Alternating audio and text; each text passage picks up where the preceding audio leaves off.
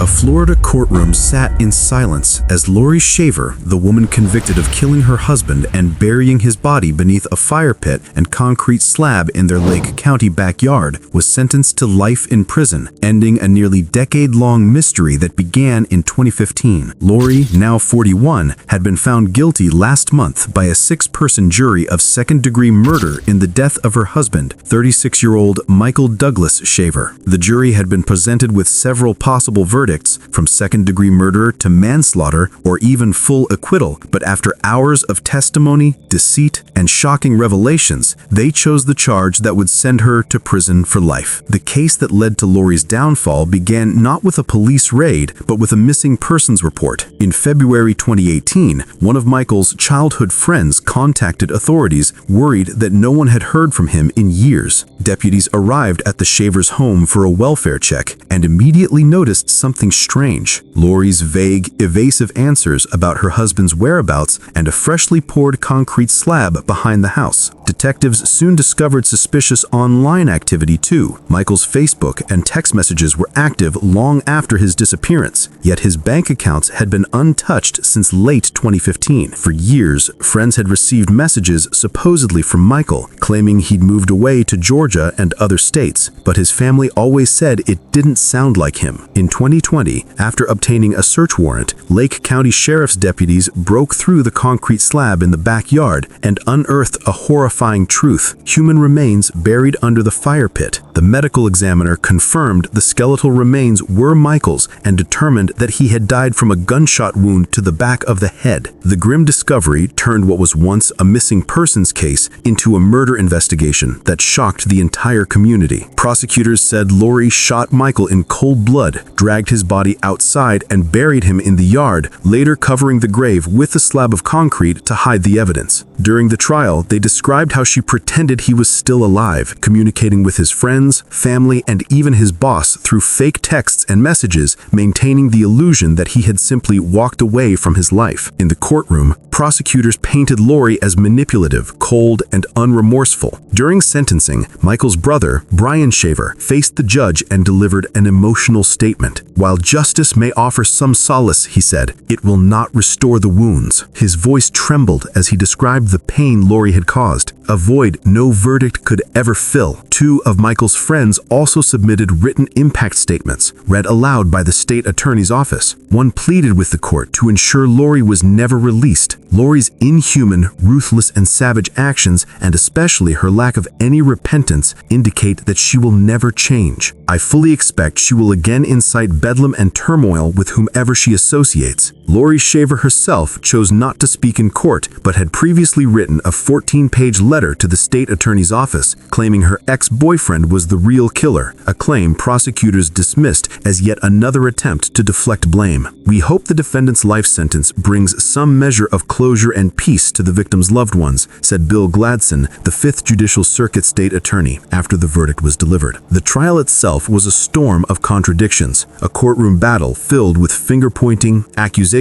and emotional testimonies. Lori took the stand in her own defense, claiming that she and Michael had been fighting after she became pregnant and that things spiraled out of control. But in a shocking twist, Lori's daughter testified that she, not her mother, crime-spooky story, had fired the fatal shot. Under oath, the girl, who would have been around 7 years old at the time, told the court that Michael had attacked Lori and threatened to kill her, forcing her to act. "I shot him," she said, her voice trembling. "Did you feel when you fired that shot that it had to be done or he would have killed your mother?" the defense attorney asked gently. Yes, she said, nodding. "Are you firm on that?" "I'm firm on that," she answered. Despite the shocking testimony, prosecutors argued that Lori had orchestrated everything, from the cover-up to the years of lies, and that her daughter's story was only a desperate attempt to protect her mother. They presented evidence evidence that Lori had continued posing as Michael for nearly 2 years,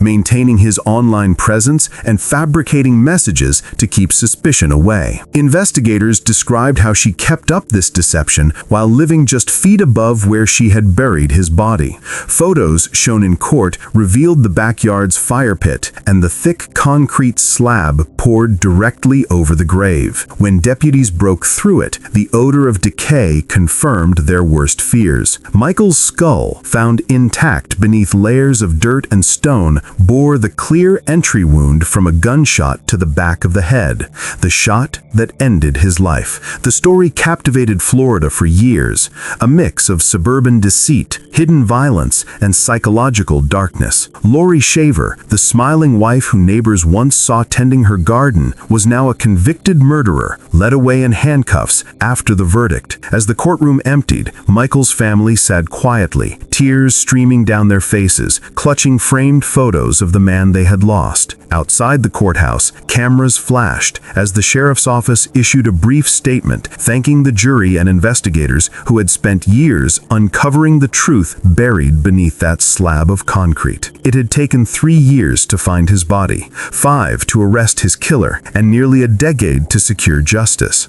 Lori Shaver will now spend the rest of her life behind bars, forever remembered as the woman who silenced her husband, buried him in her backyard, and lived above his grave, pretending for years that he was still alive. In the months that followed Lori Shaver's sentencing, Lake County residents continued to grapple with the haunting reality that such darkness had existed within the walls of a quiet Florida home that once looked so ordinary. Reporters revisited the case that had begun like a missing person mystery and ended as one of the most chilling backyard burial murders in state history. Investigators later shared how close the case had come to being forgotten, if not for one friend's persistence. It was February 2018 when Michael's childhood friend finally decided something wasn't right.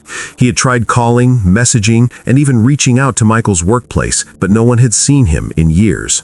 Lori always had an excuse. He had left, he was traveling, he needed time alone, but her stories never matched. That friend's phone call to the sheriff's office became the spark that reignited the investigation. When deputies first arrived at the home, they noted how freshly disturbed the ground looked behind the patio. The concrete covering it was smooth and new, out of place compared to the weathered tiles nearby. Lori's demeanor that day also caught their attention. She appeared calm, detached, almost irritated by their questions, offering vague answers and forcing nervous smiles. Neighbors later recalled how after Michael's disappearance, Lori hosted small bonfires near the same spot where he had been buried, never letting anyone help her build the fire or clean the pit afterward. For years, she kept up the illusion, sending messages from Michael's social media accounts, even responding to coworkers to make it seem like he was still alive. In one chilling message, Michael supposedly told a friend he was moving out of state and needed a break from everyone, yet detectives later confirmed the writing style and tone didn't match his past messages. When detectives finally obtained a warrant to search the yard, the excavation began at dawn.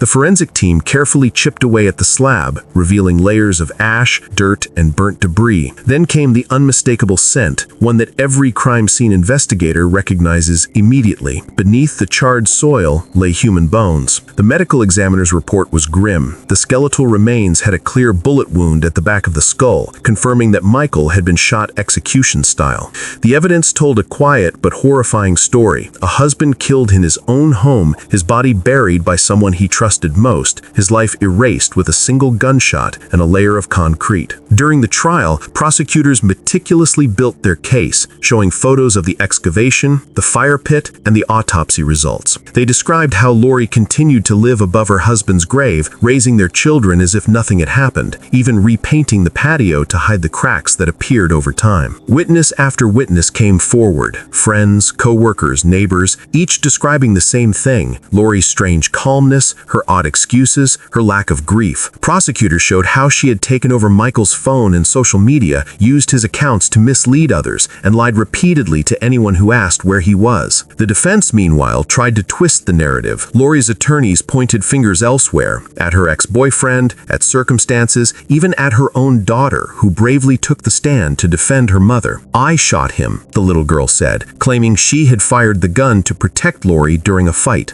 The courtroom fell into stunned silence, but prosecutors countered quickly, showing that the physical evidence, trajectory, residue, and blood patterns proved that the killer had been standing behind Michael, not beside him as the child had described. It was a story, they argued, carefully planted by Lori to evoke sympathy and cloud the truth. Lori herself, when she testified, cried at moments but never convincingly. She claimed she loved Michael, that their marriage was troubled but not broken. Yet her own letters contradicted her. In a 14-page note to prosecutors, she blamed her ex-boyfriend, saying he had killed Michael and forced her to help bury the body. But investigators found no evidence linking him to the crime. Everything pointed back to Lori, her fingerprints on the weapon, her digital trail of lies, her backyard grave. During closing arguments, the prosecution's words cut deep. Michael Shaver's final resting place was a slab of concrete built by her killer. For 3 years, she lived above him, walked over him, lied about him, and used his name to trick the world, but today, justice finally walks over her. When the verdict came down, guilty of second-degree murder, Lori showed little emotion. Cameras captured her staring straight ahead as deputies cuffed her hands and led her away. Outside, Michael's family embraced one another, tears mixed with exhaustion. They had waited nearly a decade for this moment. At the sentencing hearing, Michael's brother Brian spoke again, his voice breaking. For 9 years, she buried the truth along with him. Now, she will spend the rest of her life facing it. The judge, solemn but firm, echoed that sentiment. The defendant showed no remorse, no humanity, and no respect for life. This sentence ensures she will never again harm another person. Lori Shaver received life in prison without the possibility of parole. As news of the verdict spread across Florida, people couldn't stop talking about the woman who had lived for years above her husband's grave, hosting gatherings, posting family pictures, and pretending everything was fine. The backyard, once filled with laughter and bonfires, became a haunting symbol of deception and death. Neighbors who once waved to Lori from across the fence now avoided even looking toward the house. The property was eventually sold, the fire pit demolished, and a new family moved in, unaware at first of what had been buried beneath their feet. But for those who remembered, the story of Michael Shaver lingered, a chilling reminder of how evil can hide behind a smile, how a single lie can turn a home into a graveyard, and how justice, though slow, eventually finds its way to the surface.